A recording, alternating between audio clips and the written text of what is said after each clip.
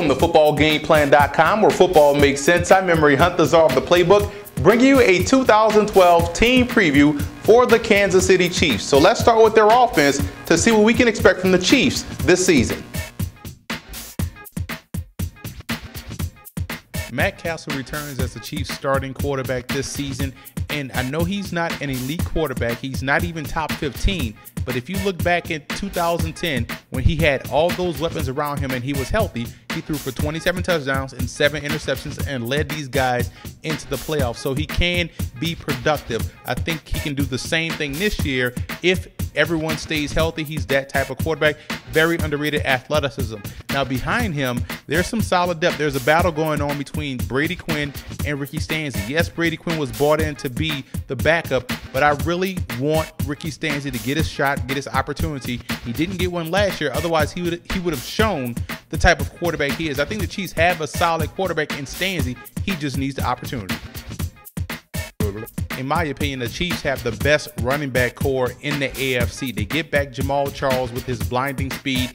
They need that in the backfield. He has that home run threat capability. Not a lot of backs have that. He definitely does, and he's going to be fully recovered from that ACL injury. They also bring over Peyton Hillis from the Cleveland Browns. He's going to provide the power out of the backfield and is a very underrated wide receiver. And if they want to get creative, they can put both guys in the backfield at the same time. And don't forget about Dexter McCluster. He's like the wild card. He can play running back. He can play receiver. He adds a different dimension to the offense. And I love the fact that they went ahead and drafted Cyrus Gray, very underrated running back out of Texas A&M. He also adds that explosiveness to the backfield. So I really like the Chiefs running game. They will be able to run the football more effectively this season. Honestly, you can even make an argument for the Chiefs wide receivers being the best core in the division. Dwayne Bowe is a big playmaker. This guy is explosive after the catch, 6'2", 220 pounds, back-to-back 1,000-yard season. So he is in his prime. He's hitting his stride.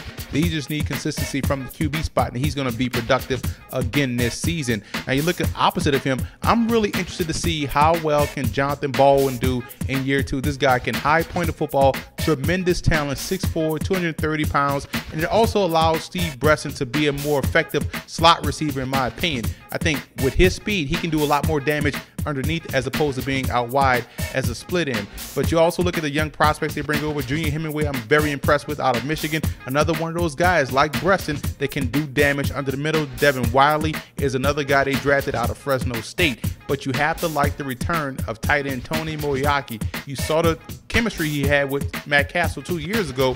They're going to get him back healthy, so that's an added element on the offensive side of the football. And they bring over Kevin Boss from the Oakland Raiders. He's a good blocking tight end and also a sound receiving option. Wait a minute. Do the Chiefs also have the best offensive line in the AFC West? I truly think so. Brandon Albert is a guy that has improved year in, year out. Many thought he was supposed to move down the left guard. I was one of those guys included, but he's made those gradual improvements to be a very good left tackle. Now, the prize free agent pickup this offseason was Eric Winston from the Houston Texans. You have a very good right tackle, a very good left tackle. Your bookends are solid. On the interior, you look at John Asamoah, another guy that has made gradual improvements at the guard position. He's a right guard, does a great job of being nasty at the point of attack. And I love their center, Rodney Hudson. A lot of guys ragged on me because I thought this was one of the best O-line prospects in last year's draft. Proved to be right. This guy is a true technician at the position and will be a future All-Pro. Ryan Lilja is a guy that does a good job of being consistent, and that's what you want. You want an offensive lineman to be consistent, down in, down out. He does a great job of that. Now, you look in the draft, they went ahead and took Jeff Allen out of Illinois, one of the better guards in the country. They got him in the second round. He may actually compete for the job with Ryan Lilja, but otherwise he provides solid depth. And I'm a big fan of David Mims. They took him last year out of Virginia Union. Small college guy, big frame, 6'8", 340 pounds, can play either left or right tackle, so he brings you that versatility on the offensive line.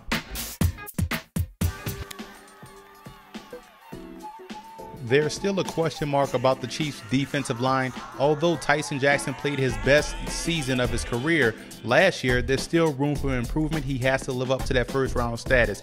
I'm a big fan of Glenn Dorsey. I think Glenn Dorsey had got a raw deal out there in Kansas City, playing in the wrong defense, but he did show up last year, played some solid football. But all eyes this season will be on Dontari Poe, the first-round draft choice out of Memphis. Can he live up to the hype that was built around him through the offseason? I'm still skeptical about his level of play because I think they drafted a guy last year in Jarrell Poe that can do the same thing. So you don't need two of the same type of guys on your defense. Yes, he has the size, he has the athleticism, he has the speed, but how does that translate on the field? He didn't make enough plays at Memphis to warrant that pick. But that's my opinion, and I'm sticking to it until I get proven otherwise. Allen Bell is a guy that I like a lot, has to show up this year and provide more depth at the 5 technique. And we mentioned Jarrell Poe, a guy that also has to just get on the field to get an opportunity to play and show that he's worth the pick that they made on him last season. Not to sound like a broken record, but the Chiefs also have the best linebacking core in the AFC West. I'm a big fan of every last one of their linebackers, starting with Tamba Ali. All this guy does is get to the quarterback, relentless pass rusher, and also is very aggressive against the run. On the interior, they have Derek Johnson. This guy made a Pro Bowl last year, his first Pro Bowl.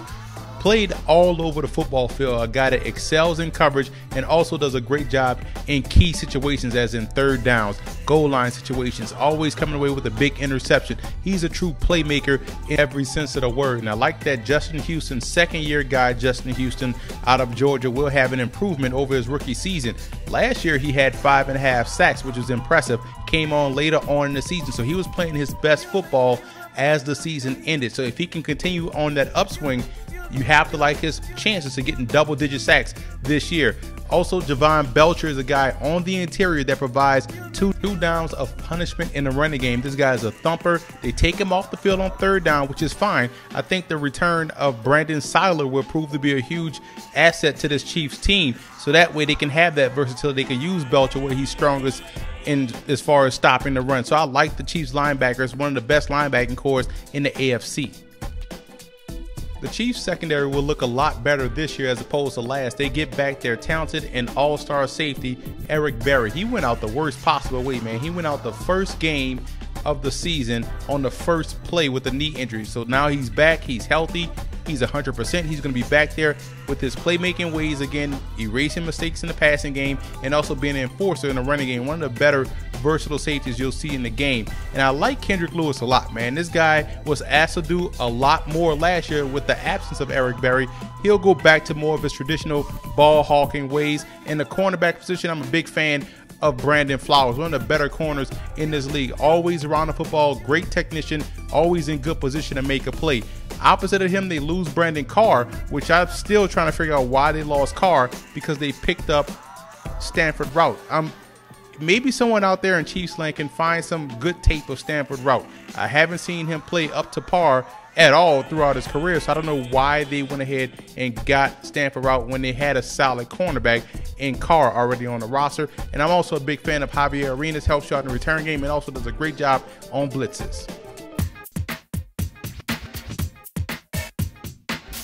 There's a lot of reason for optimism if you're a Chiefs fan. You look at the fact that Romeo Crennel is an outstanding defensive coach. The Chiefs will be in every ball game on the strength of their defense. And also, don't forget the fact that this team, pretty much intact from 2010, was a playoff participant. So they have the talent to get back to the playoffs, and they play in a very winnable division. This team has the best running game, the best offensive line, the best linebacking core. So there's a lot to like about Kansas City. There's a lot of reason for optimism this season in Kansas City. Now, a cause for concern would be the new offensive coordinator, Brian Daboll.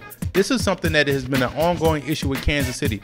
No continuity in the play calling. They have to find a way to keep this guy around just to have that consistency. I can see this being a concern early on in the season.